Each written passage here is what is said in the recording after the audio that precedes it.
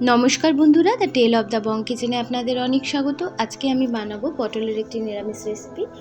তো তার জন্য প্রথমেই আমি পটলগুলোকে কেটে তার মধ্যে হলুদ মাখিয়ে রেখেছি এবং পটলের গায়ে হালকা করে একটু চিড়ে দিয়েছি যাতে মশলা ঢোকে। প্রথমেই আমি তেল গরম করে তার মধ্যে পটলগুলো হালকা করে আমি লাল লাল করে একটু ভেজে নেব। এরপর গরম তেলে আমি সাদা জিরে এবং তেজপাতা ফোড়ন দেবো।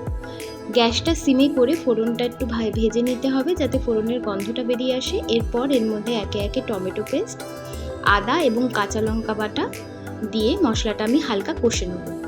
এরপর আমি একে একে এর মধ্যে গুঁড়ো মশলা অ্যাড করব। গুঁড়ো মশলার মধ্যে আমি যেগুলো দিয়েছি সেটা হচ্ছে 1 চামচের মতন ধনের গুঁড়ো, হলুদ গুঁড়ো, জিরে গুঁড়ো এবং কাশ্মীরি লঙ্কার গুঁড়ো দিয়ে মশলাটা আমি ভালো করে কষিয়ে নেব। এরপর এর মধ্যে অ্যাড করব নুন এবং চিনি। চিনিটার স্বাদটা আপনারা আপনাদের মতন করে দিতে পারেন, তবে এর মধ্যে একটু চিনিটা দিলে টেস্টটা আরও ভালো হয়। এরপর এর মধ্যে আমি অ্যাড করে দেবো নারকেল কুড়োনো। নারকেল কুড়োনোটা দেওয়ার পর আমি আরেকবার মশলাটা হালকা কষিয়ে তারপরে আমি এর মধ্যে অ্যাড করব পটলগুলো দিয়ে মশলাটা ভালো করে পটলের মধ্যে মাখানো হয়ে গেলে তারপর আমি সামান্য জল দিয়ে পটলটা একটু সেদ্ধ হতে দেবো। পটলটা সেদ্ধ হয়ে গেলে এর মধ্যে আমি একটু সরযুক্ত দুধ অ্যাড করে দেবো। আপনাদের কাছে ক্রিম থাকলে ক্রিমও দিতে পারেন।